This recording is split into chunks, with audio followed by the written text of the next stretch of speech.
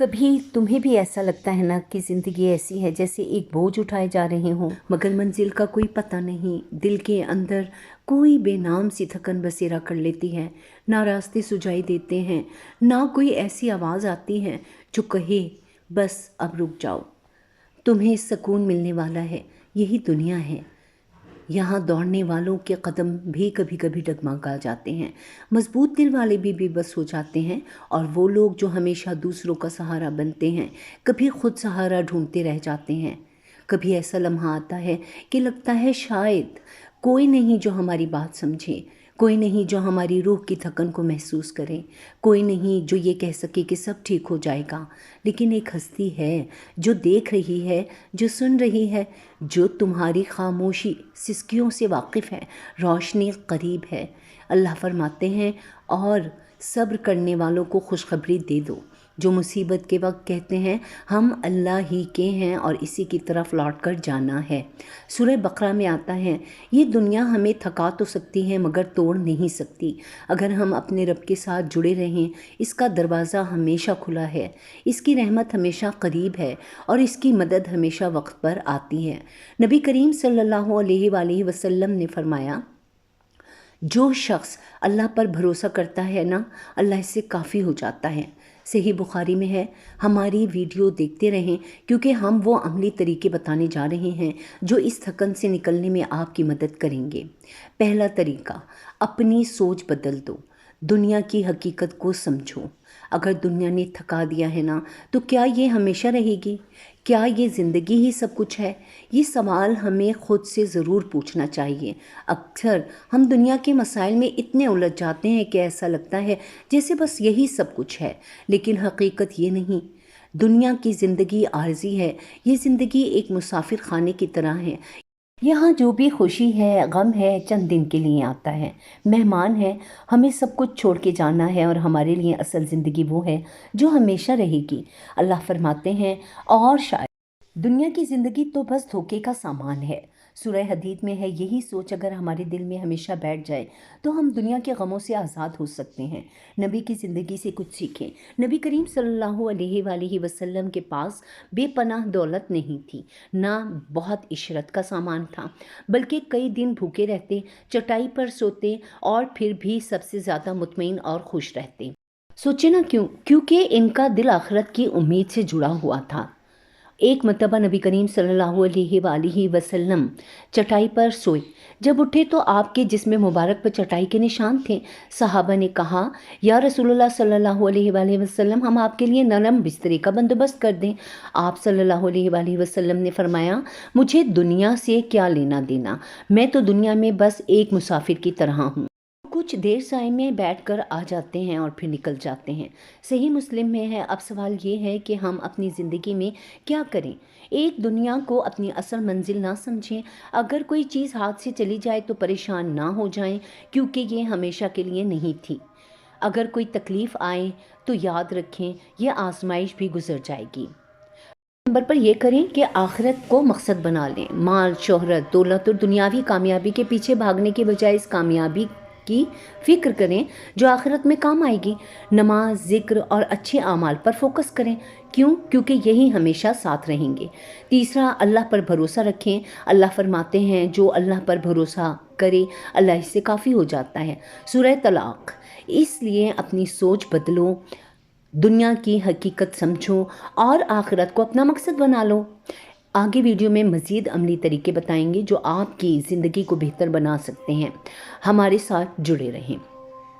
दूसरा तरीका, नेक सोबत इख्तियार करें और फ़ायदा मंद कामों में मसरूफ़ रहें। कभी ऐसा महसूस होता है कि हम तन्हा हैं, कि हमारी सोचें हमें थका रही हैं, कि दुनिया की परेशानियां कम होने की बजाय बढ़ती जा रही हैं। अगर ऐसा है तो शायद हमें अपनी सोहबत और अपनी मसरूफियात को देखने की ज़रूरत है। नेक सोहबत क्यों ज़रूरी है? हमारी ज़िंदगी पर सबसे ज़्यादा असर हमारी सोहबत का होता है। अगर हम अच्छे, नेक और मुस्बत लोगों के साथ रहें तो हमारे ख्यालात और सोच भी मुस्बत हो जाती हैं। लेकिन अगर हम गलत लोगों में बैठें तो गम, परेशानियां और दुनिया की मोहब्बत हमारे दिल पर छा जाती है। नबी करीम सल्लल्लाहु अलैहि वसल्लम ने फरमाया, آدمی اپنے دوست کے دین پر ہوتا ہے، بس تم میں سے ہر ایک دیکھے کہ اس کی دوست کیا کر رہا ہے۔ سنن نبی داؤد میں آتا ہے ہمیں کیا کرنا چاہیے۔ ایسے دوست بنائیں جو اللہ کی یاد دلائیں، دین کی طرف بلائیں اور نیکی کے راستے پر لے جائیں۔ برے دوستوں سے بچیں جو گناہ سے، غفلت اور وقت ضائع کرنے کی طرف لے جاتے ہیں۔ اللہ تعالیٰ فرماتے ہیں اور اپنے آپ کو ان لوگوں کے ساتھ رکھو جو صبح و شام اپنے رب کو پکارتے ہیں اور اس کی رضا چاہتے ہیں۔ سورہ کہف۔ اب بات کرتے ہیں کہ فائدہ مند کاموں میں خود کو کیسے مصروف رکھیں۔ زیادہ تر پریشانیاں تب بڑھتی ہیں جب ہم فارغ ہوتے ہیں۔ فارغ وقت شیطان کا ہتھیار ہے۔ اگر ہم کسی فائدہ مند کام میں مصروف ہوں تو ہمارے خیالات بہتر ہوتے ہیں اور ہمارے دل کا بوجھ ہلکا ہو جاتا ہے۔ قرآن پاک پڑھیں اور سمجھیں، یہ دل کا سب سے بڑا سکون ہے۔ ذکر اور دعا میں وقت گزاریں۔ اللہ کی یاد سب سے بہترین مصروفیت ہے۔ لوگوں کی مدد کریں۔ کسی کی مدد کرنا دل کو خوشی دیتا ہے اور اللہ کی رضا کا سبب بنتا ہے۔ کچھ نیا سیکھیں، علم حاصل کریں، اچھی عادتیں اپنائیں اور مثبت چیزوں میں وقت گزاریں۔ جسمانی سرگرمی کریں، واک، ورزش یا فطرت کے قریب جانے سے ذہنی دباؤ کم ہوتا ہے، اس لیے اچھی صحبت اپنائیں۔ فائدہ مند کام کرو اور دیکھو کہ کیسے دنیا کی تھکن کم ہونے لگتی ہے۔ نمبر 3، صبر کرو، اللہ کی مدد قریب ہے۔ کبھی ایسا لگتا ہے کہ سب کچھ ختم ہو گیا ہے، کہ زندگی میں کچھ بھی اچھا نہیں ہو رہا ہے، کہ جتنی محنت کریں مشکلات کم ہونے کی بجائے بڑھتی جا رہی ہیں۔ یہی لمحہ سب سے زیادہ خطرناک ہوتا ہے، کیونکہ یہی وہ وقت ہوتا ہے جب انسان یا تو اللہ پر بھروسہ کر کے مضبوط ہو جاتا ہے یا پھر مایوسی کے جال میں پھنس کر ہار مان لیتا ہے۔ آزمائشیں کیوں آتی ہیں؟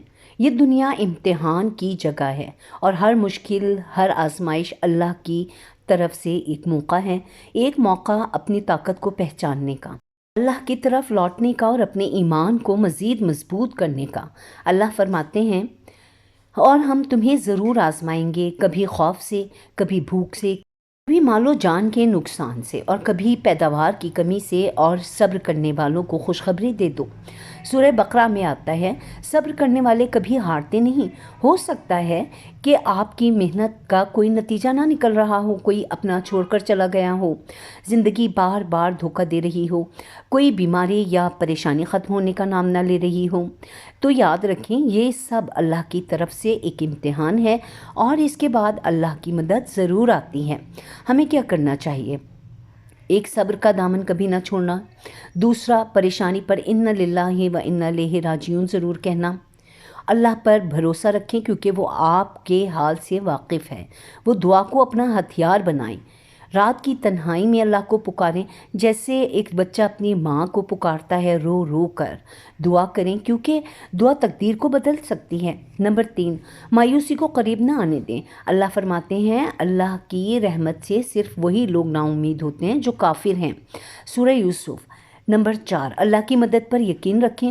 جب دروازے بند لگیں تو سمجھو کہ اللہ نے تمہارے لیے ایک بہترین دروازہ رکھا ہے جو جلد ہی کھلے گا انشاءاللہ۔ جب سب کچھ ناممکن لگے تو یقین رکھو کہ اللہ کے لیے سب کچھ ممکن ہے، اس لیے صبر کرو، دعا کرو اور اللہ کی مدد کا انتظار کرو۔ اللہ ہی تمہارے قریب ہے، اس لیے اگر دنیا نے تمہیں دھکا دے دیا ہے نا تو اپنی سوچ بدلو، نیک صحبت اختیار کرو، فائدہ مند کاموں میں مصروف ہو جاؤ اور صبر کے ساتھ اللہ کی مدد کا انتظار کرو۔ دنیا کی حقیقت کو سمجھو کیونکہ یہ ہمیشہ کے لیے نہیں بلکہ ایک امتحان ہے۔ اگر تم اچھے لوگوں کے ساتھ رہو گے، وقت کو نیک کاموں میں لگاؤ گے اور مشکلات میں صبر کرو گے تو یقین کرو کہ اللہ کی مدد قریب ہے۔ وہ تمہارے ہر درد، ہر آنسو اور ہر تکلیف سے واقف ہے، اور جب تم اس پر بھروسہ کرو گے تو وہ تمہیں ایسی جگہ سے نوازے گا جہاں سے تم نے کبھی سوچا بھی نہیں ہوگا۔ دعا: اے اللہ، جو بھی اس وقت پریشان ہے اس کی پریشانی کو دور کر دے، جو تھکار ہوا ہے اسے طاقت عطا فرما دے، جو راستہ بھٹک چکا ہے اسے ہدایت دے دے، اور جو صبر کر رہا ہے اسے اپنی خاص رحمت سے نواز دے۔ آمین۔